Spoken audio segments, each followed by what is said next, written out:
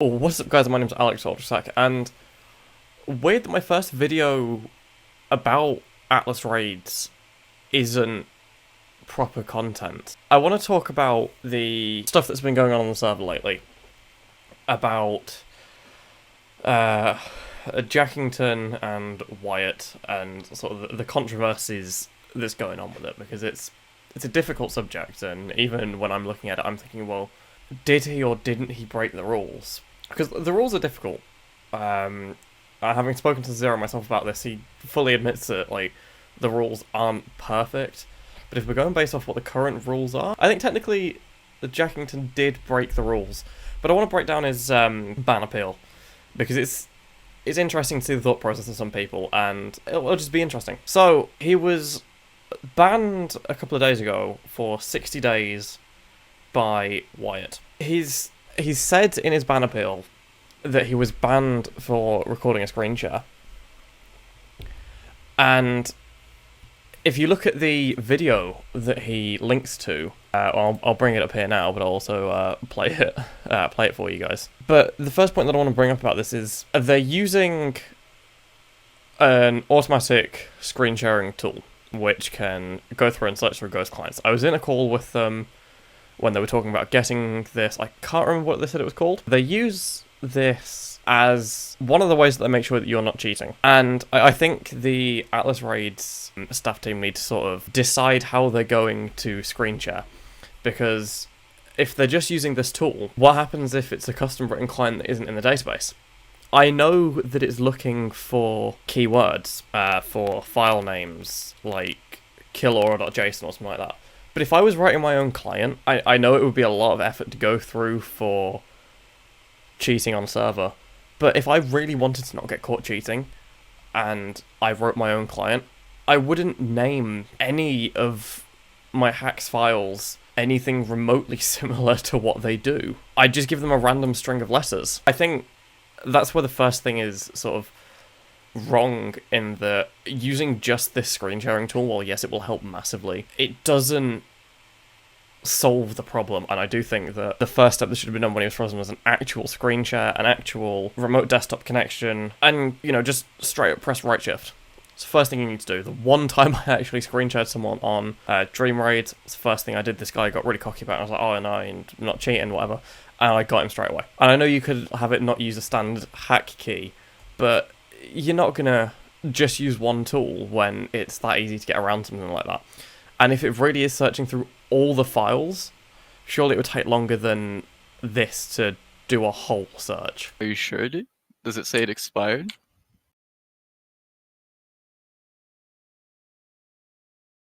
Because it doesn't for me. Yeah.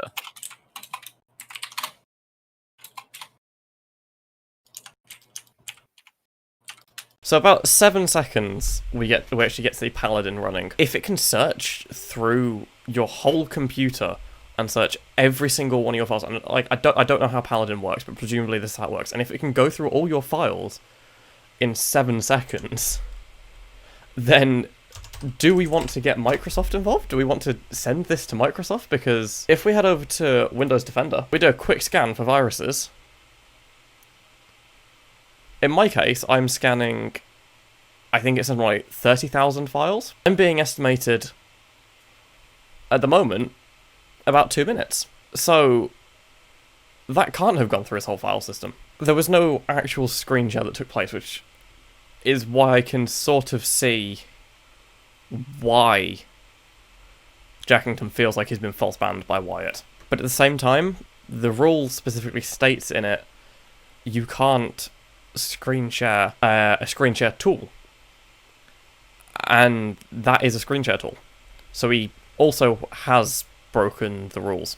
The other thing that I find a little bit fishy about this is if we head a little bit further forward in the video, we get to see Jacington's desktop, and on his desktop he has different Minecraft versions visible. Back when I used to use clients a lot, I was messing around with them, where I learnt most of my knowledge of clients.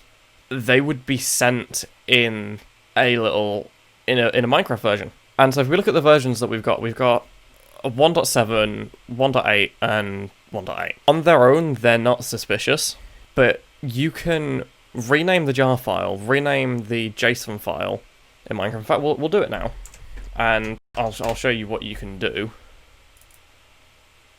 Let's head over to if I go over to here and we go to my versions folder. If I can find it down at the bottom. And we take 1.8.9. We change this jar file to say cool hack version. We change this to be the exact same. And then we open the JSON, not the jar. This is going to cause an error in a second.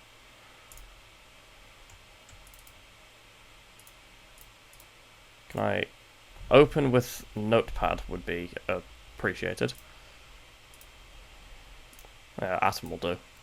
So if we open it up in Atom, which is just a slightly more advanced text editor, bring the Atom UI over here. When it loads, you'll see there's not really a lot of information in the JSON file for the game. There's all of this, but all we need to do is Control F 1.8.9. Find it, ID 1.8.9. So now we type in cool hacked version. Is that what we call the other ones, or would we call it cool hack version? Cool hack version. Save it. Close. Come back.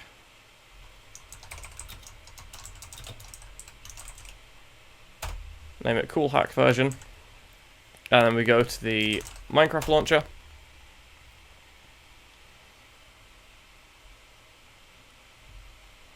And we'll use the thing that's called hacked. Edit it. And we find release cool hack version. Oh wow. Is this a hacked client? No, it's not. It's just called cool hack version because that's what I called it. I changed the JSON file, and if we go into a single player world, not only are we very much in a vanilla client, I am pressing right shift right now. If I press F3, look at this. Minecraft cool hack version. So that's why I find the icons on his desktop slightly suspicious. It's not difficult to do, and I found that out when I was like 12. I worked that out for myself. So it wouldn't surprise me at all if Jacington actually knew how to do this. That's all the stuff really in the video that I find fishy. But then he's also been ban evading. And he mentions this in his... I believe he mentions this in his ban appeal. But yeah, he does. So he fully admits in his ban appeal that he ban evaded, with Whiyt saying, also you ban evaded. He's being very clear that he ban evaded. So, you know, what's going on there? You can't be saying, oh, I didn't do anything wrong, but then show in your proof that you should be unbanned, that you didn't break the rules, but your proof is that you broke the rules, and that you didn't ban evade when another thing in your proof specifically says that you were ban evading. He also claims he got frozen. He said we weren't screen sharing, he's just going to run Paladin on my PC. I told him to take a screenshot of the results because I could see that he would have lied and said that I was cheating, as he's known for abusing. I personally don't know of Whiyt abusing ever. When I was speaking to Jacington about this as well, he said that he was only recording the audio, and then he sent me the video. It would have been a totally different story if all of that video just showed a black screen, I think. Because then, yes, it's a video, but there's only audio available, you're not showing the tools, you're not showing what the staff are doing, you're just playing the audio back so you can hear what the staff are doing. Overall, I think this ban appeal's like mostly well written. There's nothing really attacking Whiyt anywhere. But also, in my opinion, I know I do not have a say in this at all. I think Jacington got off lightly, and if what he's saying is true, that he wasn't cheating, and that Whiyt specifically said, when Jacington said, "I'm going to record," if Whiyt specifically said, "Okay," then I think he should be unbanned. But I would need to speak to Whiyt about that. So Whiyt, if you are watching this, if you do end up watching this, if you want to talk about this, giving me some info, then DM me. Because I would like to see the full side of the story and potentially see how it plays out. Hope you did enjoy the video. If you did, leave a like. If you're new around here, subscribe. We're trying to get to 200 subs by 2020. So let's make that happen. Yeah. Peace.